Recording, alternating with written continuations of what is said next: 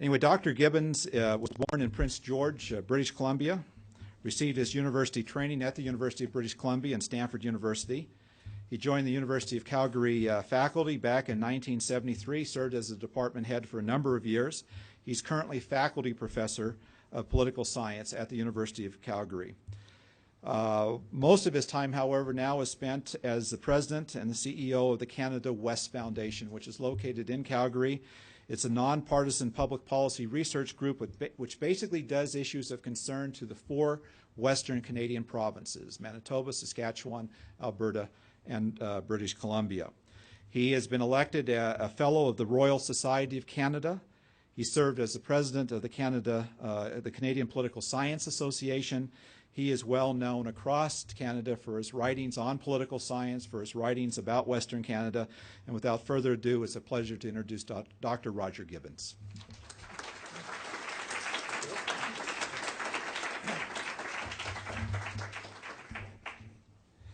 Thank you, Earl. I'd like to begin by thanking Brigham Young and particularly thanking the Palmer family for this opportunity. It is indeed a privilege, and one that gives me the opportunity to reflect on a topic that is near and dear to my heart. It's also good to be back in Utah. My wife and I spent 2 weeks in the state this spring, primarily in Bryce Canyon, Zion, and the Arches. Had a wonderful, wonderful 2 weeks. It was our road trip that I've been promising my wife for years, and she's been resisting for years, but it worked out very well. My remarks will be available on the Canada West Foundation website, and it's, you can read my scrawls, www.cwa.ca. They're not there yet, but they will be tomorrow. And if you download the speech and you notice a reference to NAFAT,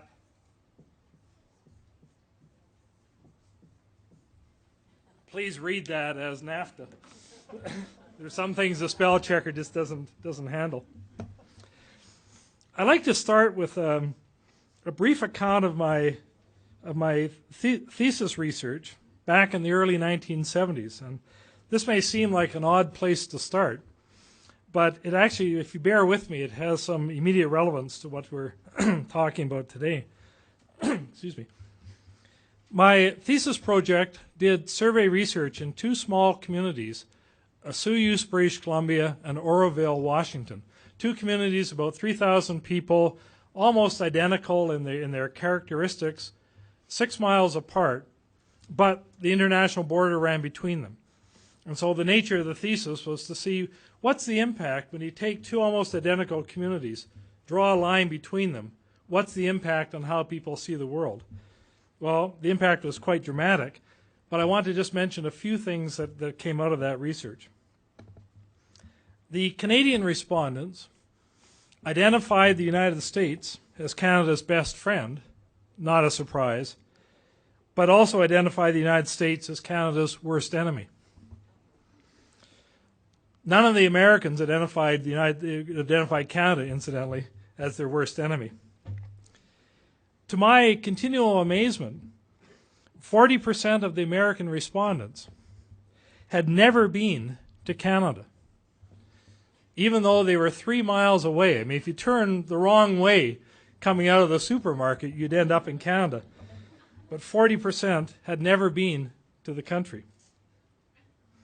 I had various sophisticated measures of how Canadians saw the United States, positively or negatively. Very easy to measure Canadian attitudes towards the United States. But boy, trying to measure American attitudes towards Canada was impossible. I could not construct any measures. It was as if I was asking people in Oroville what they thought of Bolivia or Paraguay. They'd sort of scratch their heads and they'd think, Canada. Yeah. And that was sort of the extent of the knowledge. The reason I underscore this is to point out that the essential characteristic of the Canadian-American relationship is its asymmetrical nature. And that asymmetry sort of permeates virtually all aspects of the relationship. So it's important to keep that in mind. Americans outnumber Canadians by about 9 to 1. I used to think it was 10 to 1, but I did the math again yesterday. It's closer to 9 to 1. The U.S. economy is probably 11 to 12 times larger than the Canadian economy. And the American international presence certainly dwarfs that of Canada. As a consequence of that asymmetry, the United States matters a great deal to Canada, but Canada matters much less to the United States. For example, although the cross-border trade flows are almost equal, on a daily basis, Canada exports to the United States about the same amount as we import from the United States. In fact, right now we're doing better. We're exporting more than we're importing. The reality remains that if that border suddenly closed, it would be a blip on the American economy, and it would be an unmitigated disaster on the Canadian economy. So we simply have very different stakes in the relationship. And I want to just urge that you keep that in mind. It's also important to keep in mind that the United States is Canada's only neighbor, our only meaningful point of international comparison or international reference. And therefore, Canadians are always comparing themselves to a neighbor who is larger, wealthier, and more powerful. And not surprisingly, this comparison can occasionally cause an inferiority complex and even some resentment. Asymmetry, therefore, is an essential starting point for understanding the Canadian-American relationship, but it's only a starting point. What I'd like to suggest today is that some of the truisms that have been used in the past to define the Canadian-American relationship are less useful today than they were in the past. And I'll build my remarks around 4 of those truisms. 1, that Canadians and Americans are one another's best friends. 2, that we're one another's best customers. 3, that the undefended border is a symbol of our friendship. And 4th, that in times of need, we are one another's best ally. So let me begin with the best friend part.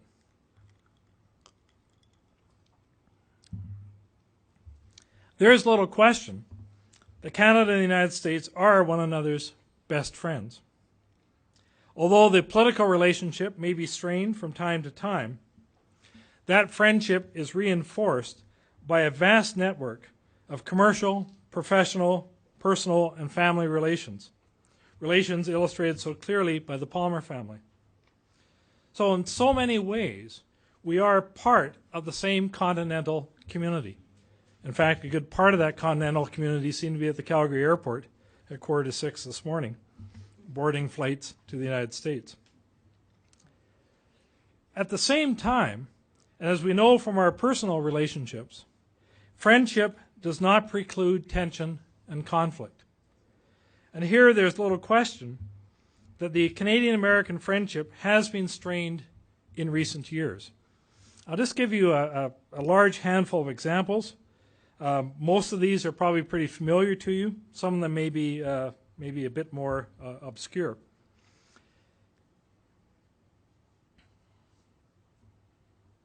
Actually, I won't do that right now. I'll finish the notes on the bottom of this page, and then I'll move to that part.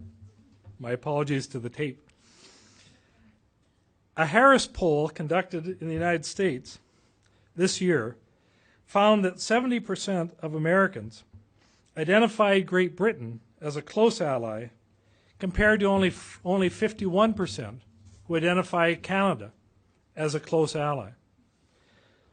The Canadian figures have been dropping, not exactly like a stone, but have dropped from 63% in 2000 to 60% in 2002 to 57% in 2003 to 51% this year.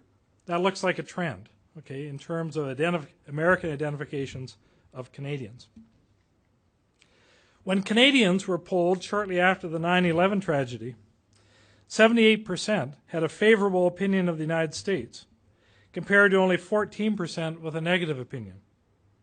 By 2003, those with a favorable opinion had dropped to 62%, 78 to 62%, and Canadians with a negative opinion of the United States had increased from 14% to 36%.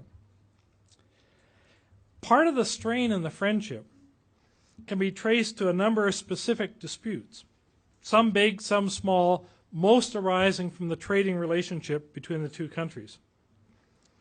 So let me mention a few of these, because they have a high profile in Canada, but undoubtedly a lower profile in the United States. There is, first of all, the ongoing dispute over Canadian exports of softwood lumber to the United States. And regardless of the merits of the dispute, and they are complicated, there is a growing sense in Canada that when it comes to trade disputes, Americans refuse to play by the rules. We seem to win one decision after another and have to appeal boards and before the World Trade Organization, but the dispute doesn't seem to go away. We have the BSE dispute, the mad cow dispute, which has prevented the Canadian export of live cattle into American markets. It's had a very severe economic impact in my own province of Alberta. Canadians, perhaps not fairly, see this issue as one of protectionism and not one of public health.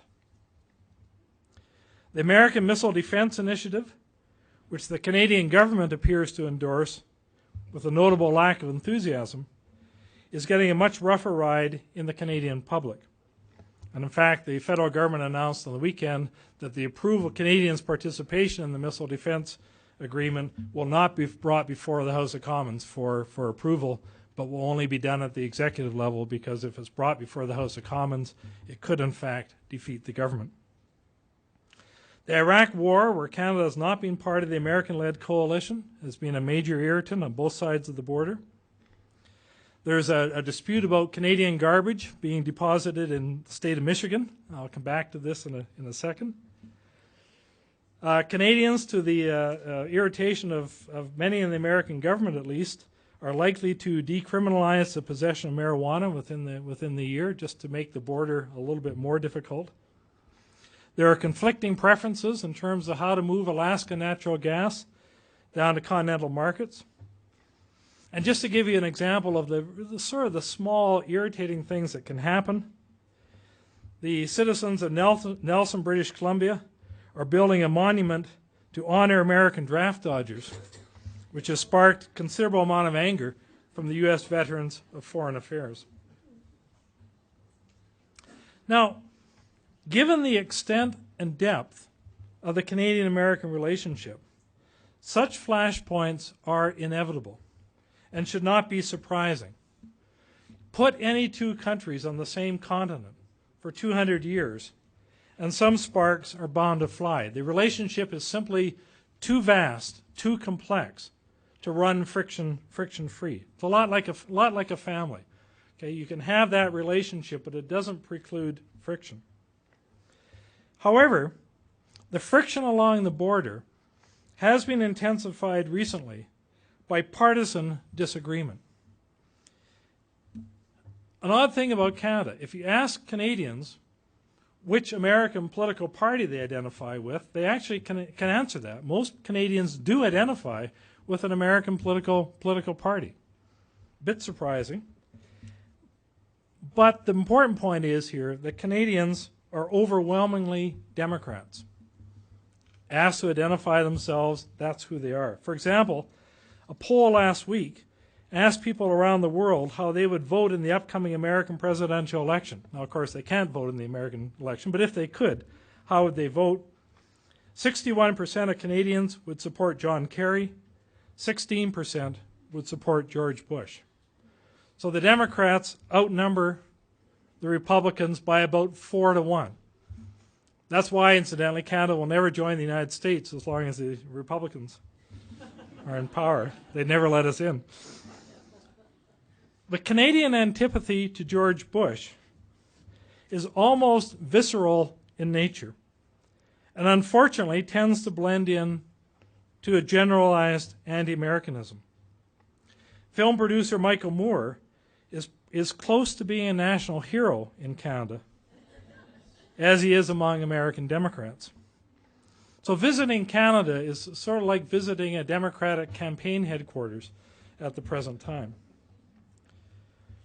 This partisan dispute reflects a deeper ideological divide between our two countries.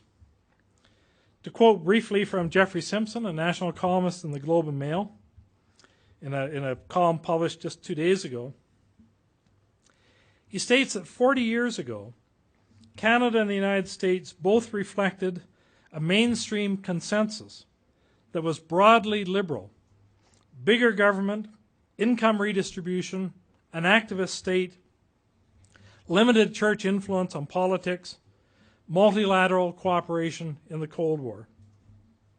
That remains the consensus in Canada, although it is obviously contested and occasionally shaken. But this consensus finds only faint echoes in the United States. In other words, we have gone off on different ideological roads. There is a very active conservative right in Canada, but so far power has eluded it. So while there's little question that the Canadian-American friendship is still robust, it is also troubled. This rift is a concern for many Canadians, although not likely for many Americans, who, it could be argued, have bigger fish to fry on the international stage. Let me turn to best customers. As most of you have probably heard, the Canadian-American trading relationship is the largest bilateral trading relationship in the world. We are indeed one another's best customers. And there's no question that this continental trade will continue to be a huge part of the Canadian economy and a very significant part of the American economy. The 1989 Free Trade Agreement between Canada and the United States, followed by NAFTA or NAFAT in 1993, accelerated a growing Canadian dependency on American export markets. Canadians are selling more to the United States than ever before, and a growing proportion of Canadian exports are going in directly into American markets. Let me just give you three figures to sort of illustrate the magnitude of that. In 1971, when I was coming back from Stanford to Canada, the proportion of Canadian exports going to the United States was about 68%. And there's a lot of talk in the nationalist literature about this as an unhealthy level of dependence. 68% to one market. In the year 2001, that's risen from 68% to 85%. So 85% of Canadian exports go directly into American markets. If you adjust for inflation over the same period, Canadian exports to the U.S. have increased by over 500% in that period of time. And to give you just two other illustrations, the province of Ontario, the largest province in Canada, used to be the wealthiest, 93% of Ontario exports go into American markets. In my own province of Ontario, of Alberta, just under 89% of our exports flow directly into American markets. So it's a huge trading relationship. However, although the importance of the United States to the Canadian economy has been increasing over time, with American markets absorbing a higher and higher proportion of Canadian goods, Canada's relative importance to the American economy has been in decline. Recent projections show that China's trade with the United States will surpass Canadian trade within 4 to 5 years. Today, Canada exports approximately $100 billion a year to the U.S., compared to $82 billion of exports coming from China to the United States. But China will pass us within the very near future. So we will no longer be your largest customer. It's also clear that NAFTA has tended to shift American economic attention to its southern borders with Mexico and beyond Mexico to Latin America, a shift that has been underscored by the southern orientation of the Texas White House. Canadians had hoped that NAFTA would create a multilateral context for Canadian-American relations. This can be contrasted to the American preference for a hub-and-spoke relationship within NAFTA, whereby the United States is the hub and Mexico and Canada are the spokes with limited interaction. In the competition between these two models, Canada has not fared well. Mexican trade ties with Canada are still relatively embryonic, and we bring far fewer resources to the Canadian-American relationship than does the United States to the American-Mexican relationship. The United States has a huge advantage in terms of language skills, cultural identity, corporate and family ties. So for better or for worse, NAFTA is primarily a hub-and-spoke relationship. Let me turn now to the world's longest undefended border. Put aside for the moment that Canada would be unable to defend its border against the United States anyway, so the border is undefended for a good reason, we can't defend it, and that the United States faces no conventional military threat from Canada. We're not hiding behind snowdrifts, sort of waiting for you to let your attention down before we swoop across the border. But those realities aside, the undefended border, the world's longest undefended border, remains the essential defining characteristic of the Canadian-American relationship. Unfortunately, however, the 9/11 attacks and the global threat of terrorism have brought into question the value of an undefended border. It's now a matter of concern as much as it is a matter of pride. In the new context of terrorist threats, rather than conventional military attack, the undefended border has become a security risk to the United States. Therefore, the major challenge for Canadians in the years ahead is to keep the Canada-US border open. Given security concerns in the United States, this means ensuring that Canada's borders with the world are secure and are seen to be secure by Americans. They're not the same thing, but they are hopefully related. This is not an easy task, given the flows of immigration, the flows of travel back and forth across the country, and Calgary and Canada's relatively permissive approach to asylum seekers and international refugees. If the United States moves towards a Fortress America strategy, and I stress if, we have to ensure that we are inside the walls, not outside. Canada needs, if you want, a Fortress North America. But we have to earn that position. Keeping the border open, indeed opening it even further, is critically important for Canadian economic prosperity. But unfortunately, that benign state of affairs, the world's longest undefended border, cannot be taken for granted in this new environment. If Canadians do not defend their own borders against the threat of terrorism, the United States will make the crossing of the Canadian-American border more difficult. The border will never close, I want to be clear about that, but it could become more difficult for people and more difficult for the flow of goods.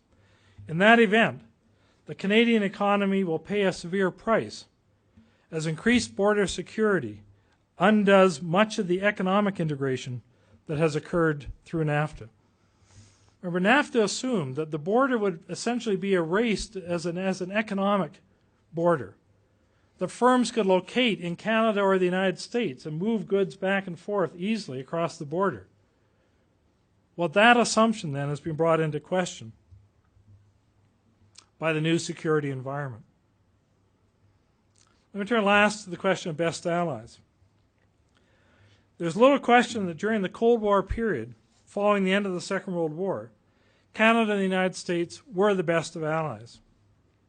There were no serious differences in our respective commitments to defend the free world against communism, and in many of the hot spots around the world, Canadian troops served as the American surrogate in peacekeeping missions. Because the potential nuclear conflict made it impossible to use either American or Soviet troops in peacekeeping missions, Canada filled a particularly useful role. Our international status as an aligned middle power was a significant one on the world stage. The Canadian strategy during this time was based on a strong preference for multilateralism, and particularly for the multilateral international institutions that had grown up following the Second World War, NATO and the United Nations.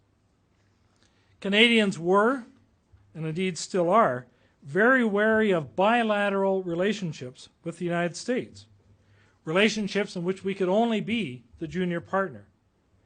Canadians, therefore, have always tried to roll the Canada-US relationship into a broader multilateral framework.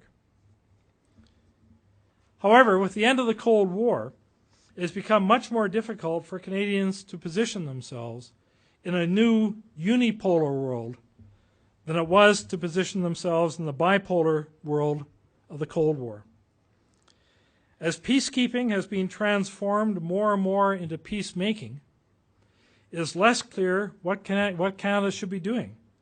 Our military contribution to American intervention seems less essential. Our military capacity is strained. And there's a growing sense in Washington that Canada is incapable of carrying its load.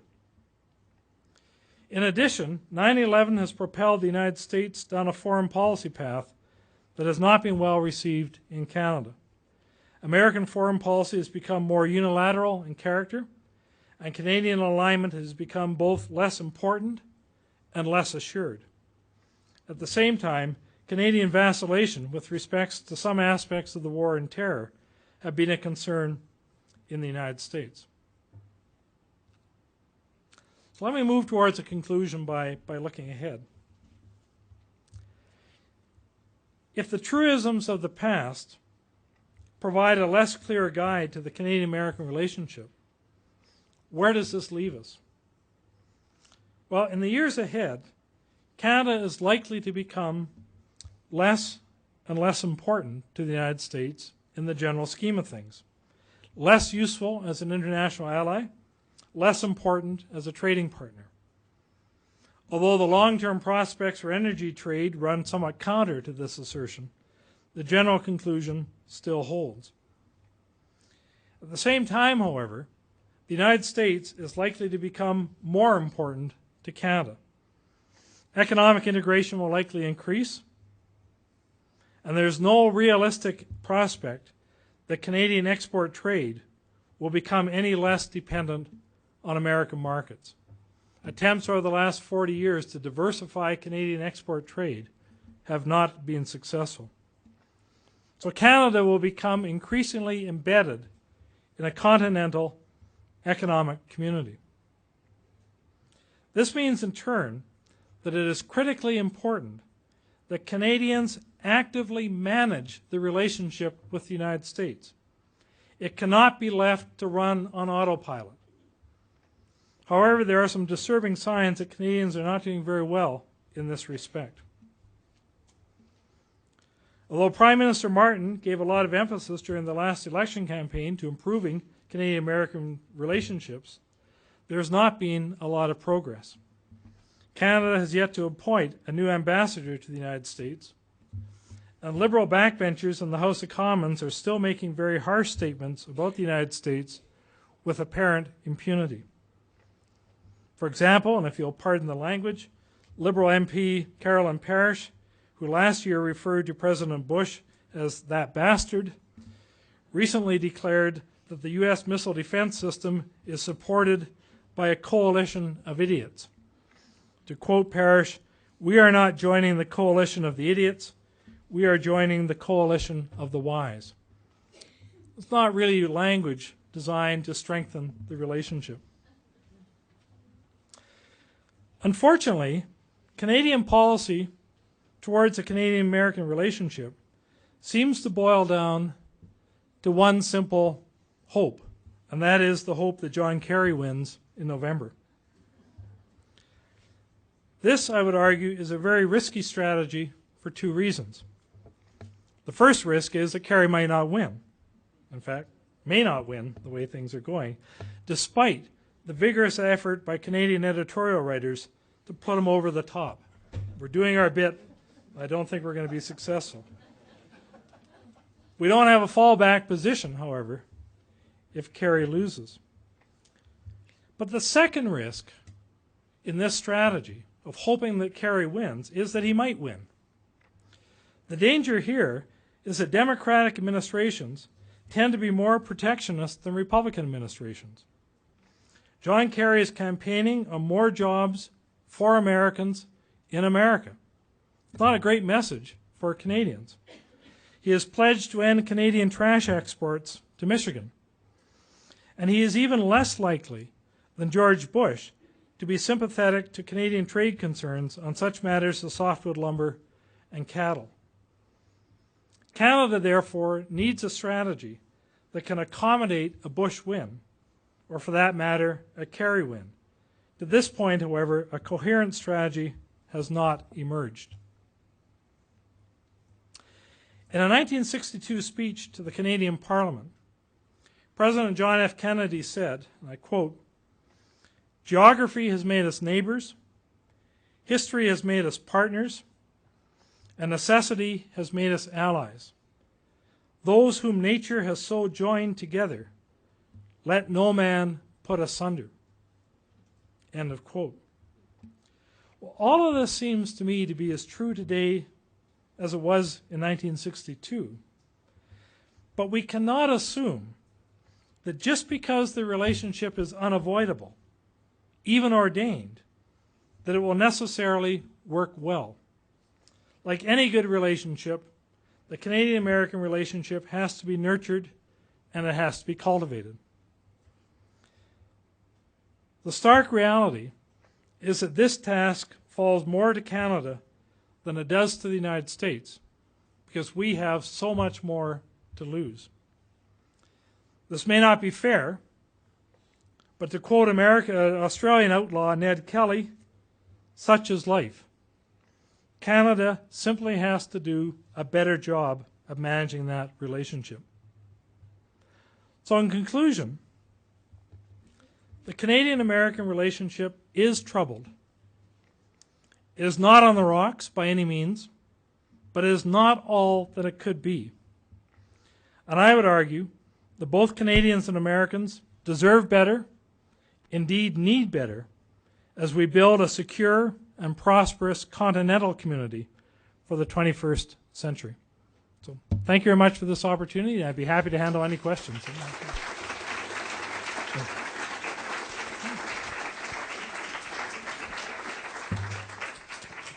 I have a question for you. Yes. I've just spent a month in Canada, and I'm a Canadian by birth, American by choice. And it's really the first time that I have felt that shifting of friendliness, not to me personally, but just on TV and various things. And you made a statement that the Liberals in Parliament said that there was a coalition with the wise. Who are the wise that they want to collate with?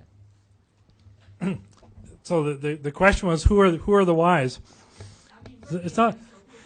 Yeah, you're the idiots, and the problem, of course, is it's not clear who the wise are, because as I mentioned near the outset, we're in this peculiar position. We're perched on the northern part of the continent. We have no other neighbors. We have no other friends in the same way. We're sort of by ourselves in the north. So I don't know who Carolyn Parrish is referring to in terms of the coalition of the wise. I think it precludes her, but I don't know. So it's just one of those irritating flip statements. But the difficulty is the elected politicians make those statements all the time. But our government, our prime minister, did not really step in the way that I think he should have.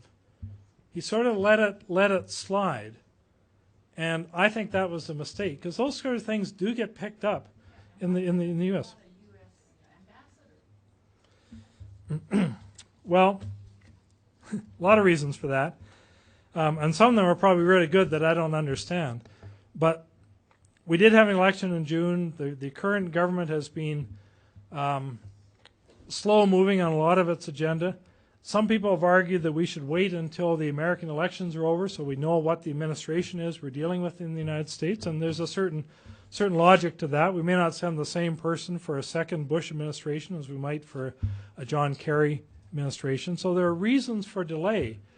But the signal, to my mind, is we're not taking that relationship seriously. And boy, we should. So.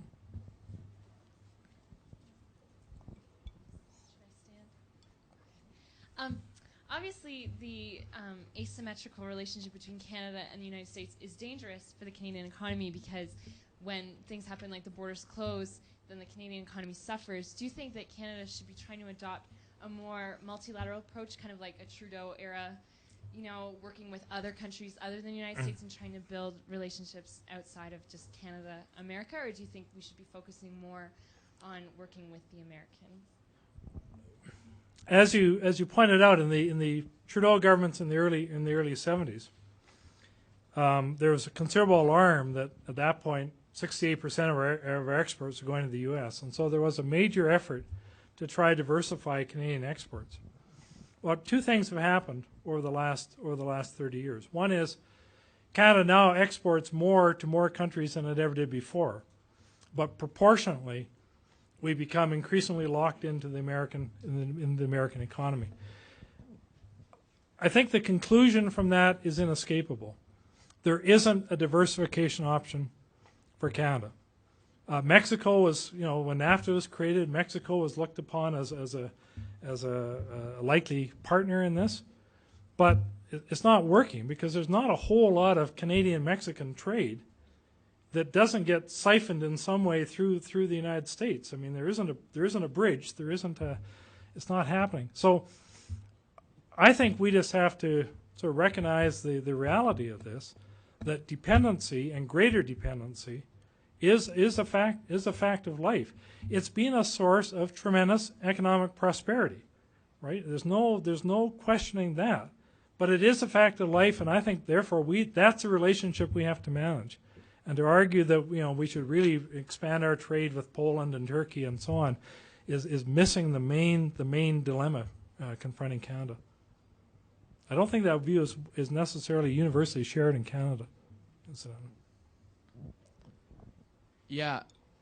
Do you think it really, like, realistically is possible for Canada to, like, fully bridge that gap as far as, like, some sort of resentment of at least United States politics go? Because, like, from what I've observed, it seems as much as a political issue, it's a cultural issue. Like, a lot of Canadians seem to have a problem with the United States from day one. You know what I'm saying? Like, it's a cultural issue as much as it's a political issue. So it's difficult for me to see that like will ever be overcome. It seems like we'll always be resented to some degree by the Canadians. That's all. Okay. I was just wondering what Sure. are your thoughts? I have to give you my first cultural exposure to the American Empire growing up in northern British Columbia. We had an American radar base just outside my town in Prince George. And so whenever we had a parade day, we would have people from the Canadian forces and from the American forces participating in the parade. The Canadians were all veterans of the Second World War. They had their uniforms from the Second World War, but they didn't really fit anymore. And these are serious men, but it's kind of a ragtag bunch. It sort of looked like the homeless of the Second World War. Following them were the U.S. Marines from the radar base, spick and span, all about 8 feet high. At least they looked to me. And it was a very strong cultural message. So yeah, so Canadians, there's always going to be that kind of friction in the relationship, and it's not bad. The issue to ask is, when does that friction reach a point where it becomes a matter for political management? When you actually have to say there are costs attached to this, that it's going to be difficult to do business across the border, that the security concerns that the United States have are not being adequately addressed. And I would argue that we can tolerate a good deal of that kind of good-natured cultural antagonism and friction, and even some some paranoia and all of those things.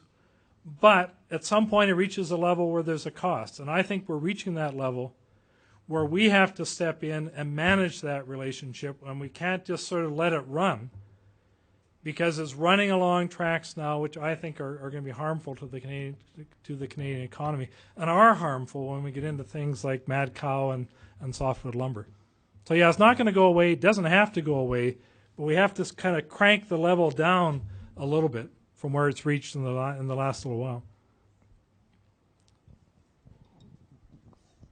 Today's New York Times has an article called Canada's Profits of Pessimism. Is it the weather? And I'd like to read 2 paragraphs and ask you to respond I'd love to it, if you would.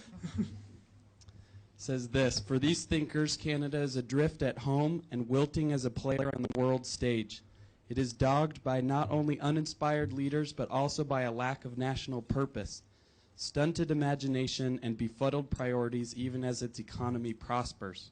It once built great railroads, conquered the Arctic, and had the world's 4th largest armed forces at the end of World War II, pioneering peacekeeping in distant troubled spots.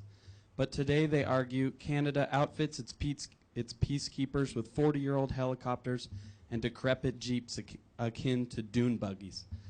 I'd like you to respond, please, to Canada's role in the world. I know that post-World War II, it had. You mentioned this a lot, that it played an important role throughout the world during the Cold War as a peacekeeper. What has happened to Canada? Why doesn't it step up and participate in that? And what are the Canadians' view on that? Do they view themselves as having the potential to play an important role in this new war on terror? In the peacekeeping environment, Canada, as I said, played a very active role, and in fact, it's become part of the way in which Canadians define themselves internationally. There are 2 things about the peacekeeping role that are really important. Say, one is we were able to play an active role because Americans couldn't. Right? You couldn't have a UN peacekeeping force with American troops involved, so we stepped in. So we had a role kind of reserved for us because Americans could not participate. And secondly, peacekeeping was essentially peacekeeping. That meant standing between the 2 sides and saying, don't go there, don't stop. And it involved a very low level of military capacity, right? It was really a policeman's role. So our military capacity then declined quite steadily over the last 30 or 40 years. And people began to ask, well, what do we need this weaponry for? Because you don't need it in peacekeeping operations. You don't really need big planes. You don't need tanks. You need people on the ground who can keep people apart. Well, peacekeeping has gone by, right? The major international conflicts now have been peacemaking. They've involved armed services. They've involved military clashes. Well, Canadians aren't equipped for that role. And in those roles, they don't have an independent position, but they're sort of there as part of an American-led coalition. That doesn't really appeal to people. So the basic reality is we don't know.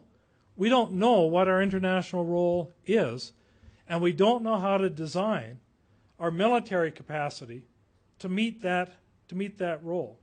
In the federal election campaign, Stephen Harper put out an ad saying that he would buy two aircraft carriers for Canada, small aircraft carriers for small planes. He is ridiculed in the campaign because people said, "What do you need an aircraft carrier for in peacekeeping operations?" Well, you don't, but you may if you're involved in war, if you're involved in peacemaking. So we don't know what our role is.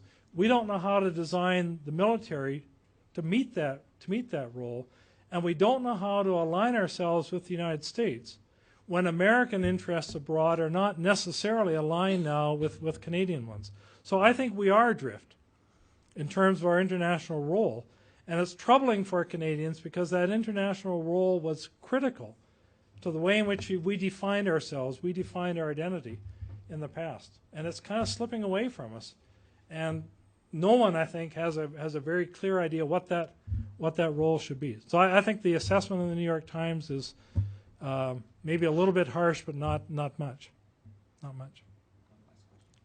Yes. Canada's identity with the What is Canada's identity and association with the British Commonwealth?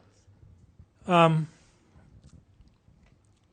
a very loose sense, Canadian cultural identity with Britain was bypassed with its identity with the United States by probably the end of the First World War, and certainly by the end of the Second World War. And those cultural ties, are now very weak.